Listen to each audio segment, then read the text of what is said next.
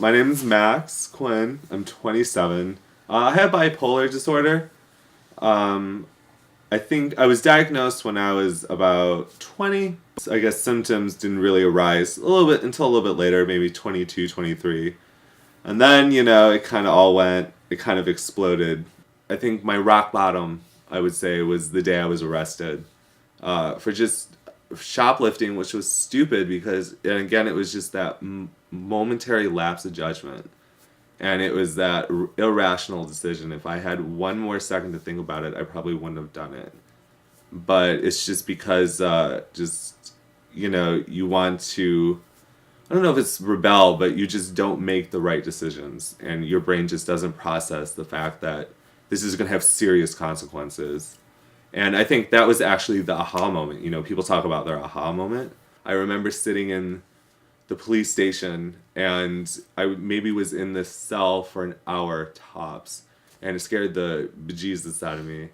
And that was my moment where I realized I had to get help. I remember the first person I called was my mom.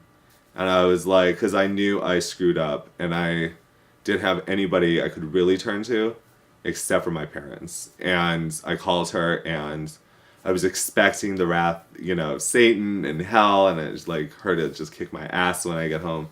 But she was honestly the calmest I've ever really seen her in a situation like this. It's been a challenge because prior to the new healthcare laws, I couldn't get on any insurance because of pre-existing conditions. Now it just seems that they have to let you on is they just don't want to offer you prescription medication because they don't want to pay for it. Unfortunately, whenever there's cuts that needs to be done, it seems to be mental health, it seems to be clinics, it seems to be those who help the poor. If there's ever a time not to cut mental illness funding or research or education or anything like that, it's now, because I think mental illness is now really has the potential of really becoming on the cusp of a mainstream discussion. Hi, my name is Whitney Hill, and I am the director and founder of SPORK. SPORK is a Chicago-based nonprofit for people with non-apparent cognitive and physical differences. Growing up, I was pretty much mute for about the first 9 or so years of my life. I could talk, but no one could understand me. My speech impediment was so incredibly bad. From a very young age, I learned that if people can't understand you, people are going to think that you don't have a voice. People are going to assume that you don't necessarily have a value because you cannot say out loud what that value is. And on top of that, if people think you don't have a voice, they are more than happy to talk about you in front of your face. By the time I was in 5th grade, it was pretty clear that I had a pretty serious form of depression. And then on top of that, I have learning disabilities. I have a hard time memorizing stuff. So it was all this stuff kind of layered on top of each other.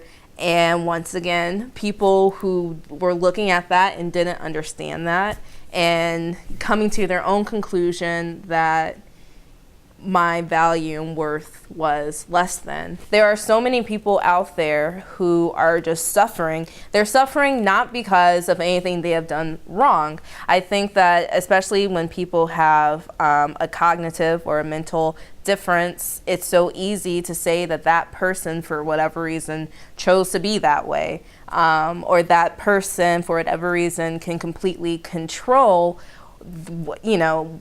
their difference or their emotions or their disorder or illness.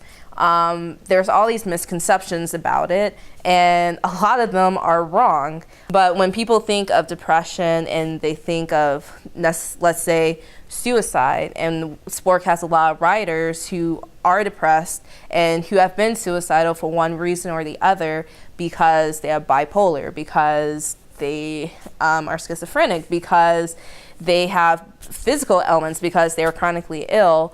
People often think that suicide is something that can be helped.